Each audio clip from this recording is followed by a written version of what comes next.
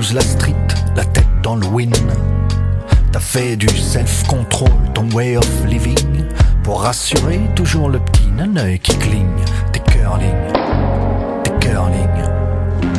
T'es pas baba, t'es pas bobo, mais t'es pas contre un petit bibi. Toujours brut de pomme, mais tu sais être smoothie. Tu bouscules à peine l'air, mais t'irradies. Et dandy, t'es curling. I went to a wedding last night. Oh, yeah. I am so exhausted. You look tired. I am tired. No, I didn't drink at all. Well, I had a cup. Genuinely, I'm not. Yeah, well, you look reminiscent of last time you did a wedding and alienated all your friends. That was bad. I didn't alienate them. I really pissed them off. I had to buy flowers to the point in which now all my friends, whenever they see me, they sing me that dance song from the 90s. I bought you flowers in the pouring rain. So that's bad. But yeah, no, it was a great day. How was it? Oh, loved it. It was an absolutely brilliant wedding. I stayed until the end, obviously, because I was groomsman, and it was really good fun. But I had a couple of beers throughout the day, which was nice. Just the music was banging, so I just couldn't stop dancing, mate.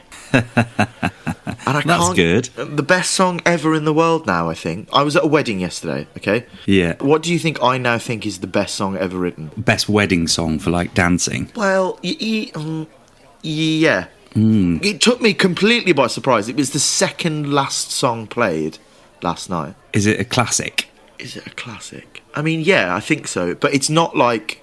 We're not going Bowie, we're not going Queen. No, but you're not going niche either by saying... Yeah, I mean, exactly, yeah. Things in my head are Chesney Hawkes' One and Only. Not a bad shout at all, but it wasn't that. I am the one. I'm actually starting to think about what goes down really well at Masioki gigs. Would it feature in a Masioki gig? No, I don't think so. It should. It really should, because it's an absolute banger. Like, it's a brilliant pop song. And it's not a song that I've listened to a million... Well, I have listened to it quite a lot, but it's not something I would put on in the car. I've listened to it 4 times in the shower this morning. Oh, really? Yeah. That's good. Well, a song I was reminded of, which is sort of in that vein, which featured in the Strictly Come Dancing final with Chris McCausland the other day, is New Radicals, You Only Get What You Give, which I love that song. That's a great song, yeah. Really good song. And he did his show dance to that. And then, what is a really, really great song that I love? That Sex Is On Fire.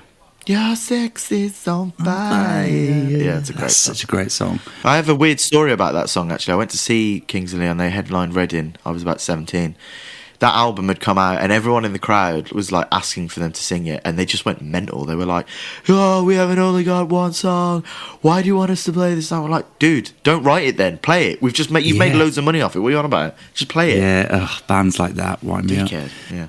So go on. You've got one guess, and I'll give you clues. Okay, give me clues. I'll give you some clues. So, American, slightly country. Oh.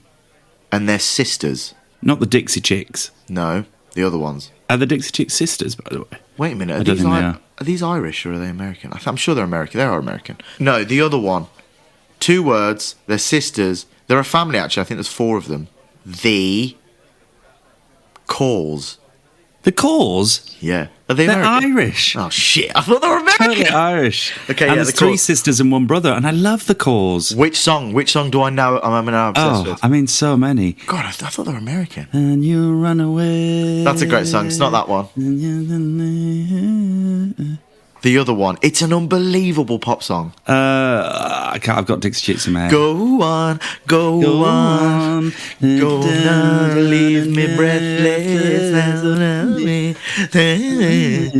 What a song. That's great. That is such an amazing pop song.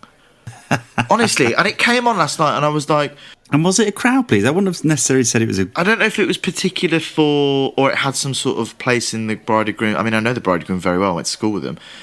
But I don't know if it was pertinent to their relationship, but it came on and I just went fucking mental. Bearing in mind, I've had 1 beer all day and about 50,000 Diet Cokes. I was going mental. What a banger. Sometimes. Yeah, what a banger. Yeah, great. Honestly, I had a great time. It was the best 3 minutes of the day, if honestly. Yeah, well, they played British Summertime in Hyde Park last year, and I was quite up for going, to be honest. I think they were supporting someone bigger, but or maybe they were headlining. But yeah, bring back the Cause. Bring back the Cause. Beautiful Andrea Cole. Go on, come on, leave me breathless. Although in the drive back, a friend of mine who was sitting in the front, because I put it in the car, I put it on the radio in the car on the way home, he turned to me and said, he was a bit pissed. He said, I watched The Cause a couple of years ago. It was at that point when they were playing this song that I realised that the lyric was breathless and not Bradley. Go on, Bradley, go on. So all the way back, we were driving back, saying, poor Bradley. I mean, she's gorgeous as well. Yeah. I mean, they are. Well, they're all beautiful, but particularly the violinist I always thought was particularly attractive. Obviously, Andrea, the lead singer, is. I mean, they're all gorgeous, including Jim. I mean, good old Jim Cole. Good old Jimbo, yeah. There must be an age now, though, I'd say. I don't know, but seriously, guys, if anyone listens to this, if you haven't listened to that song in a while, I implore you, go and listen to it. It's a banger. Absolute tune, worldy of a song. What a song. Yeah. So you've had a wedding. Have you had any Christmas parties? No Christmas parties. Is there a work Christmas party? At the Baggies, yeah, but I probably won't be invited to it. Well, I had a bit of a weird one on Saturday. So the weekend previous, we went out. We were supposed to sponsor the football match, right? Yes, yeah. Obviously called off because Storm Dara was going crazy, fuming. So it's rearranged to next February. So we'll do a pod from that. Maybe I'll do some recordings from it. Anyway. Oh, that's good. That's what a shame. Bit of a ball ache. But so obviously there was 11 of us going, well, what are we going to do today? So we just did a pub crawl all day. Oh gosh, it was sort of like a local one. We didn't go to places we always go to, which is quite nice. But I get into work on Saturday morning at the Albion. The 16s are playing Villa. And I'm checking the change rooms, making sure the lads are all right, they've got everything. I'm looking at scout lists, getting team sheets, blah, blah, blah, normal stuff. And then the head of the academy, because like the boss of the academy, so like my boss, yeah, comes up to me and goes, all right, Jack. I'm like, morning, mate, you all right? Yeah, good to see you. He's like, any singing tonight? I went, what? Any singing tonight? I went, what you want about it? And he was like, no Frozen, you're not going to be singing any Frozen during the match or when you go out tonight, any of that. I was like, what are you on about? And he was like, Rose and Crown last Saturday. I went, oh my fucking God. And he went, that's where you ended up on the karaoke mic, did you? Yeah, and he went, oh yes, Jack. And I went, I am so embarrassed. And he was like, you should be, because I thought you were a professional actor. And I was like, mate, I was so drunk. And he was like, I know you were really drunk. I hid in the corner to make sure that you didn't come up to me because I didn't want to have a conversation with you. That's how drunk you were. And I was like, oh my God, no. So throughout the whole day, I'm trying to do all my work. And he's obviously told all the gaffers, all the coaches, even some of the players, all the way through the day, even during the match at half time, one of the referees comes up to me and they're walking past me and they're just singing Frozen at me. So hang on, what tune did you do on the karaoke mic from Frozen? I don't want to let it go because I was literally oh God, Rob, it was bad, man. It's a bit of a self lesson in the title there. I felt so embarrassed, man. Just got like Chris Brunt walking up. Brave take on to sing that song. Well, no, in a karaoke format. There was a family there there were a couple of kids who were singing it, and I was walking past singing it, and she gave me the microphone, and then I just sort of, pushed her off, and I was like, I'll sing the rest. I didn't leave this to me. Yeah, but it was so professional bad in the room. Oh, man, God! Well, it was the Clapham Feelers Christmas party on this how did you get on? Gone. Yeah, it was all very fun, but it was a midday start, so Dangerous. Crikey, Dangerous. Which was obviously very fun. We had our awards, a bit of presentation about our successes throughout the year, and some silly named awards that people vote for over the year, over some, I would say, distinctly average turkey and sprouts, etc. Yeah. But alas, it's hard to cater for mass people. But anyway, it's my first Christmas dinner of the season. Enjoyed that, headed off to Clapham. And, just one meal a day and that amount of drinking is just not enough. It's dangerous. Not enough food. Yeah. It's not enough food, and that's as much as I'm going to say on the matter. Yeah. But fun had, and here we are just in a little run up to Christmas. Yeah, no, I haven't got any more Christmas parties booked up, really. Very busy. I had a couple of auditions last week as well. Any good? I find it really difficult to know if my self-tapes are any, because they're both self-tapes. Yeah. I don't know if they're any good. I know, and they just get sent off into the abyss and you never really hear back. And the danger with self-taping, which listeners will know we've talked about, is the sort of the default audition style these days where you get sent a script, you film it yourself, you submit it, and it's kind of almost now exclusively, certainly for first rounds, replaced in-person meetings. The good thing is you can do it quite easily at home. You don't have to travel into an audition. The bad things are they can now see, well, it's good and bad. They can see a lot more people, which means you probably get more auditions, but the odds of getting the job are reduced heavily because they're seeing a lot more people because of tapes. And you don't get a chance to go and meet the directors or sit in front of people and build the conversation and build the relationship. So you can't differentiate yourself beyond the scene itself, which is, I personally think, is really, really frustrating and a shame. That is half the battle of being an actor, being able to sort of like network, being able to hold conversations and, you know, be employable. You know, obviously your talent and your specificity in your audition tape is obviously very important. But like being able to have a conversation with these people and go, actually, oh, he was a nice guy, wasn't he? And oh, he'd be great on set, or blah, blah, blah, all that kind of stuff. Yeah. You can't do that in a self-tape when you're doing it in a garage in your living room or whatever. Do you know what I mean? Yeah, it's hard. It's definitely hard. But I have had a few Christmas drinks recently with various pals and done the old Christmas market thing and went non-ice curling. Now... Hold on. What? What do you mean? Non-ice curling. Now, I have to confess, when I booked this for some friends as a bit of a silly... I was chatting to my friend, they were like, should we do something rather than just sitting in a pub drinking? I was like, yeah, let's do something. So I looked around, I saw this curling, and I was like, I love curling. I've always got really obsessed with curling during the Winter Olympics. And I did do it once in Canada many years ago, and it's really hard. And I was like, okay... Let's curling. This would be really fun. What is going on? What the hell is this conversation turning into? So I was like, right, book this, and I was like, this would be really good. Booked a lane for an hour.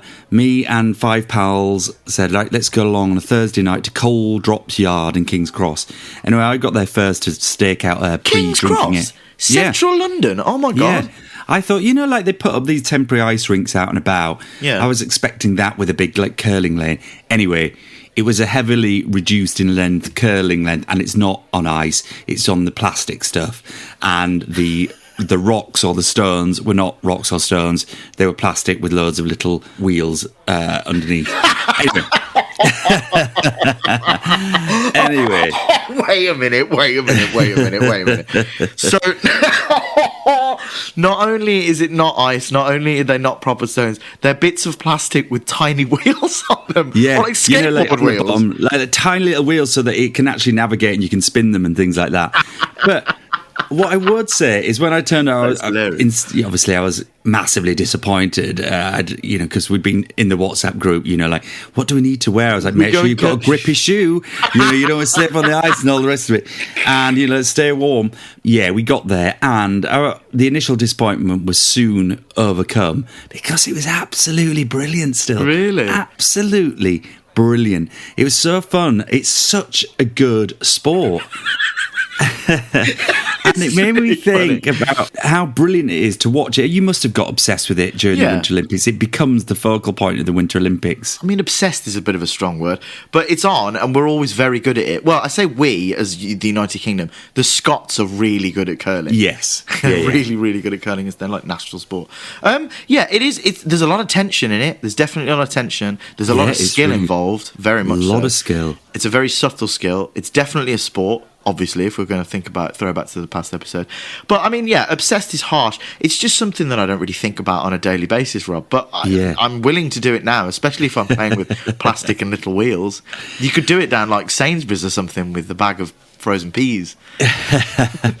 Well, such was my enjoyment and so enthusiastic was I when I left.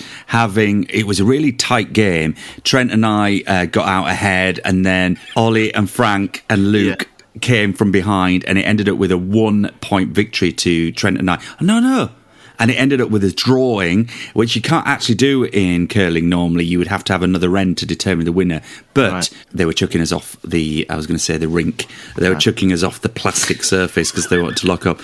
But so we didn't get to do a decider. So it was one of those actual things where we ended with a draw, which was probably the fairest result. But I then got home, and admittedly, a couple of beers in, then started doing some heavy research into curling clubs in London, thinking, this is a sport I could get into. I was like, this is my chance to become Olympian. Like, actually, there shouldn't be an age barrier to curling. And I was thinking, I don't think this there could is be one, something though, that is I there? could really... Some of them are well, really there is old. world senior tournaments, but I guess it is actually does demand quite a level of fitness, I think, when you're actually chucking heavy stones as opposed to heavied bits of plastic. But I weighted bits of plastic. But I really started looking into it because I was thinking, well, there's an ice rink at Streatham. Surely there's a London curling club. Yeah, there'll be loads. There is not any, Jack. No. To the extent that I wrote to UK Curling, What? slightly drunk, to say, what is going on? This is ridiculous. I've just had my non-ice curling experience. I've done it once before in Canada. You know, I'm an absolute Eve Muirhead fangirl. And, you know, why have you not capitalised on the success of our British curlers to get this more present and active and more participatory across the country? There are only curling clubs in Preston, in Lancashire. Right. There's one in Cambridge in the UK. That's it for England. And obviously there's a plethora of them in Scotland because it's a big sport. Now, when you read their website, they say, look, all these ice rinks are few and far between anyway. Generally, they're dominated by ice skaters. It's quite hard for them to have curling aisles to make them financially sustainable and everything because of the maintenance of the cold and ice and all the rest of it. But I'm thinking, surely not. I mean, surely there can just be the odd little lane on the end of an ice rink that you could cordon off and just let people get into it and have a go. I don't know if this is you having a breakdown or the curling societies in the country having a breakdown. It's Curling England. Curling they might as well not England. I mean, that is exist, a bit Curling shit, to be England. fair. Yeah, that is Isn't a bit that shit. rubbish? Yeah. So this is a big shout out to British curling, world curling, to put your money where your success has been. You know, there's been some fantastic... why are you laughing so much? There's been some... I don't know. This is my new cause. I'm going to try and become a patron of UK curling. And I'd like to all behind really... you. I'm behind you. I'm with you 110%. I didn't know that this was going to be this. You're so animated about this, bro. Well, I just thought it was great because it's strategic. Yeah. Sometimes the people call it chess on ice. It's strategic, it's physical, it's tactical. Chess on ice? Yeah, you've got to think things through. Now, people who've watched it, and you will know, when you're watching the Olympic Games, there are 4 players per team, and they get 8 stones or rocks each. Now, the players take it in turns, obviously, in each team to throw, but there's got to be, because you're aiming for that target, which is called the house, and the centre of the target is called the button, and you only score by how many rocks are closest to the button. Right. Now, if you've got 4 in the house, you would score 4, apart from, of course, if there is a stone from your opponent between your stones, so you only count the ones that are most closest. So say you've got one that's the closest, then the second closest is your opposition's team, you'd only score 1 even if you'd got your other ones in the house. Right, so it's about getting the most number of stones or rocks closest to the button. But what you will see, and this is the fun bit, of course, generally you've got 4 players on each team. The first player or the lead will go out, and their job is to try and get their 2 stones quite close to the centre of the stone. So they've got to do the perfect weighted stone. So they've got to be really tactical at understanding the speed of the ice, the weight of the stone, getting it as centre and getting it in. Oh, you know, they don't have the same kind of obstacles as the later players get, so it's really about weight and judgment. Then you've got the second. Now, the second, often they want to pull them up short with their 2 stones to create blocks. Blockage. You'll have seen these down at the front, sometimes a centre block, or you might do a corner block out to the side. And their job is to try and obscure and protect the points that are in place from the lead stones, ideally. Yes. Near the button. Then you've got the third, who is obviously the third player in the team.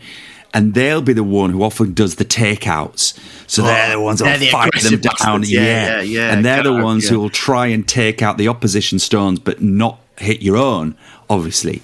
And then the skip, the 4th player, is the captain, the skip, who comes in at the end to try and nail the points. So they're often the best all-round player, because depending on what's left on the ice, they've got to see whether they need to take someone out or whether they need to curl something right in and just land it in front of something.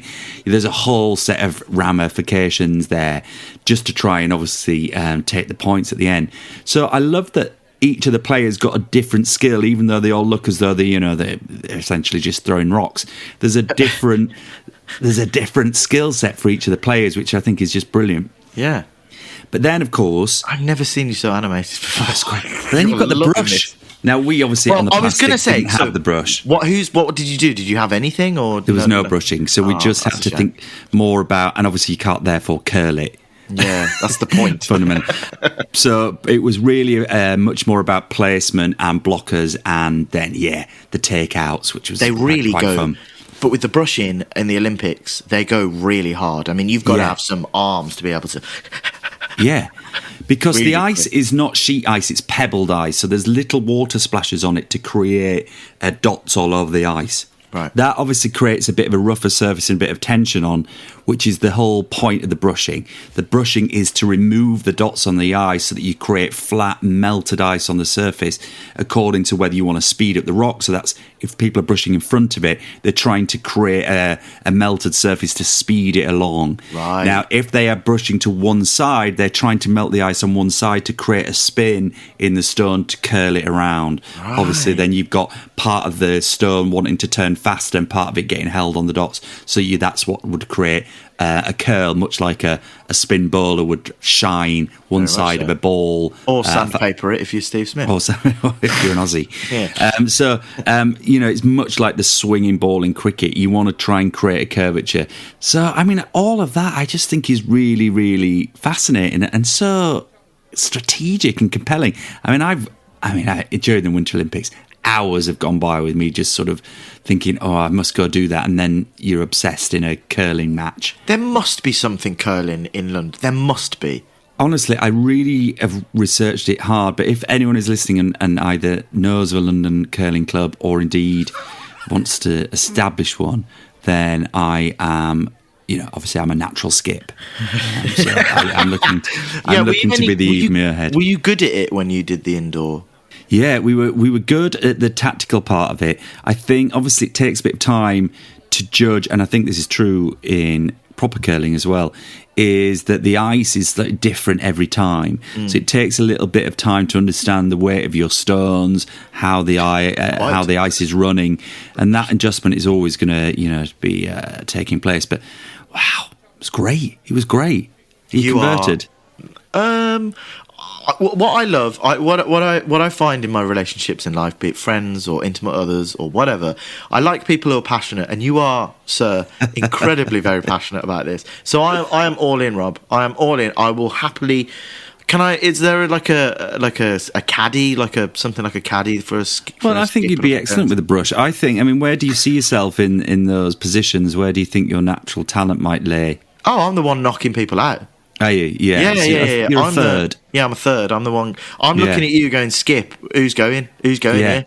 Well, a third is often the vice captain as well, who is up the other end and making judgments around where it should come, giving advice around the brushing, when not to brush, the length, all that sort of stuff. So the third is often the one you'll see up at the other end communicating directly with the skip. So, I think that works great in our stage door athletic relationship. I could see this happening. Yeah. Perfect. I would love to do that. Is there less skill involved with the third?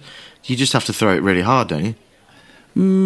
Yeah, there's that, and I think there's the good at that. communication part of things, which I think you'd be effective at. Mate, we need to get rid of this one. Shall I just hit it?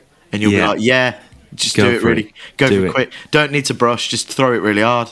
Yeah, sad. No, I'm being glib. The way you've described it, and there's a lot of nuances involved that I didn't really kind of appreciate whilst watching it, like 6 o'clock in the morning after a hangover at the Winter Olympics. But you really should get involved. I've never seen you so animated before. It's so good. I think the thing, actually thinking about the no ice curling, which obviously is a slight oxymoron, there's no curling involved or ice, but you could have just gone like indoor bowls or something. It's a little bit kind of tenpenny bowling, I guess you've got. But what you don't have to contend with on the plastic, of course, because you've got a natural grip, which I think is a big part of it. I remember doing it in Canada years ago when I was doing my ski instructor course in Fernie in Canada, and we went curling one night. Yeah. The balance of actually holding the stone on the ice and getting that balance of being like you off and down on one knee, you're supporting, and you set some momentum off. So you'll see them that they're already with momentum moving before they let go of the curling stone, which we weren't doing. It was much more like get set, one pivot, and just go for it. That's where the subtlety in the release comes in, because like 1 degree and you're in another continent, let alone getting anywhere near the button. Yeah, totally. Nice. Look at us talking about curling. It's really, really interesting. And of course, there's been a lot of British success over the years. In the last Olympic Games in Beijing, Eve Muirhead skippered the British women to the gold. And do you remember Rona Martin, who was the last British winners, gold medalist team in the 2002 Salt Lake City Games? Do you remember Rona Cameron skipping that team to gold? She was Scottish and looked a bit like a dinner lady. Looked a little like a dinner lady, you could say that. I think I know. I think I remember her. Yeah, I do. She was great. She had like a small bob and like a bob haircut. It's sort of strawberry blondie bob. Yeah, I remember. Yes. She was great. She was a great character. Yeah, and but also the men's team came silver in Beijing as well. They lost to the Swedes. That was Bruce Mouat's team. And now there's mixed curling as well in the Olympics, cool. only for the last 2 or 3 Olympics, which makes sense as well.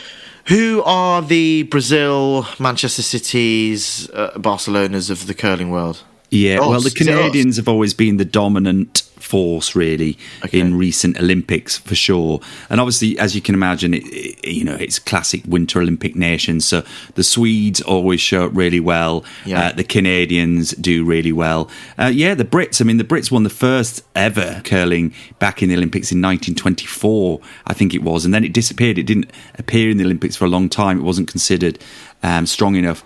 So I think it was only 24, 32, and then didn't come back in until 1988. And then really the Canadians, the Norwegians have dominated that. Swiss are generally good. The Swedes are good. But you probably, like me, spent most of the weekend catching up on the Youth Curling B World Cup taking place this weekend in Finland. Were you watching that? No.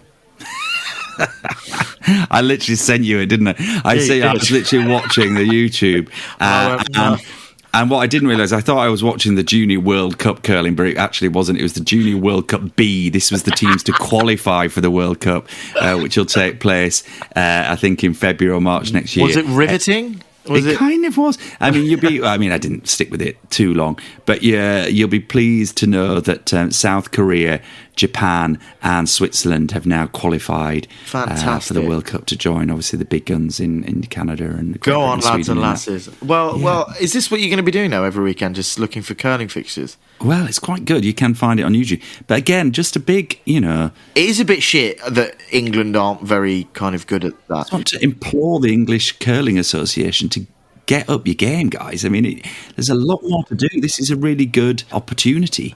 But like any winter sport, we're not a winter sporty country, are we? We don't get enough snow or anything like that. We're not, but this is an ice rink. So look at the history we've got of ice rinks. With Torvill and Dean and our ice dancers. I just don't understand why you can't just whack a couple of curling lanes on one end of an ice rink and give 2/3 of it to the skaters. Yeah, there's probably enough room in ice rinks around the country to be able to do that. So yeah, there's got to be. But anyway, I mean, that's for another day. There's a few. So let me talk equipment. So what do you need to be a curling player? Obviously, the rocks and the stones. Shoes. What kind of shoes we wearing? Well, yeah, I mean, there's obviously a whole industry around the shoes because generally they've got one basically, totally slippy. And then they need part of the shoe need to be grip. That's what they do though. So when they're changing ends, one of them, they're like a flamingo on one leg, and then the right one is sliding on their heel or their toe, and then they're momenting through really quickly. I mean, that in itself is frankly a sport in its own right. Yeah, I mean, I'm not very good ice skater, so I think that would be my first port of call is just being confident enough to walk on the ice in those bloody shoes. I'd probably get that sorted before you start a curling team. Yes, it's probably quite key, I suppose. But I mean, you ask about the stones, and people may or may not know, but they're actually only sourced from 2 places in the world. Wow! All the curling stones, because it's a very specific type of granite that's sourced in only 2 parts of the world. One is in Isla Craig, which is an island off Ayrshire in Scotland, and the other is the Trefor Granite Quarry in the Llyn Peninsula in Wales. Oh, hold on. If we make them all, if we're bloody making all these bloody rocks, we should have our own proper teams and stuff. This should be a national sport. Well, thanks for listening. I am in now. It really is. K's of Scotland have been the eminent stone rater because they have exclusive rights to this Isle of Craig granite, and so it's a family-owned business, and they produce all these stones for all the Winter Olympics, which is amazing, really. I mean, to have that. So what does your dad do?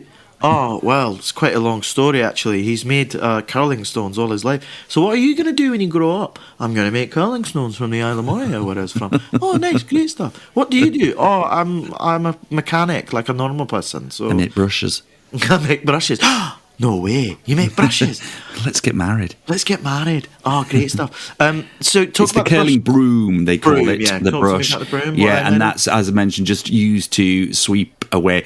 Also, used to balance. You might see them throwing the stone often with the broom in the other hand as a kind to create a tripod of balance as they move through there.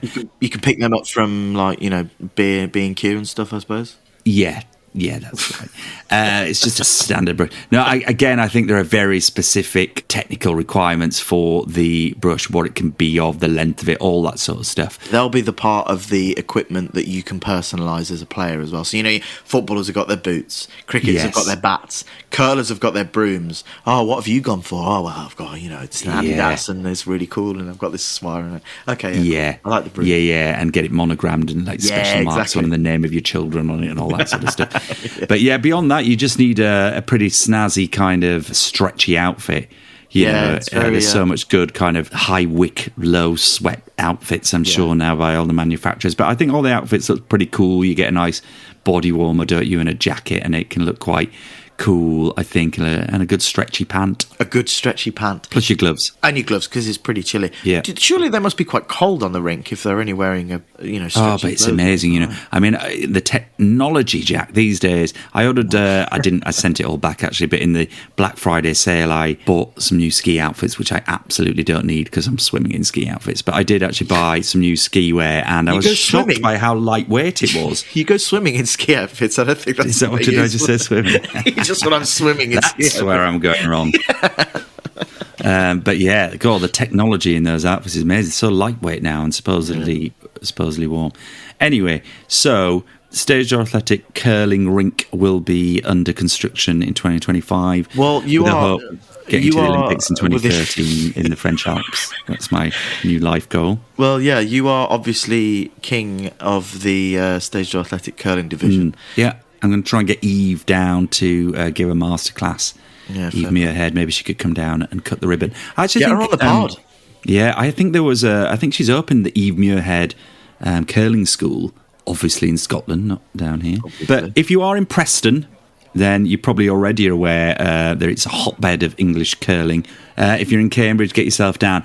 And what I would say is keep an eye out on these. There's lots of them. There's a couple of these I know in London where they have these outdoor festivity markets. There's probably still time to get along and do a bit of non-ice curling. You can at Vinegar Yard in London or at Cold Drops Yard in London as well. Or if if there's a long queue, if you're waiting for the cashiers at Tesco or Sainsbury's, just get a bag of peas and nick a couple of wheels off your son or daughter's skateboard, attach them, and then put a button on the floor about 50 yards away. Yeah, just down aisle 4.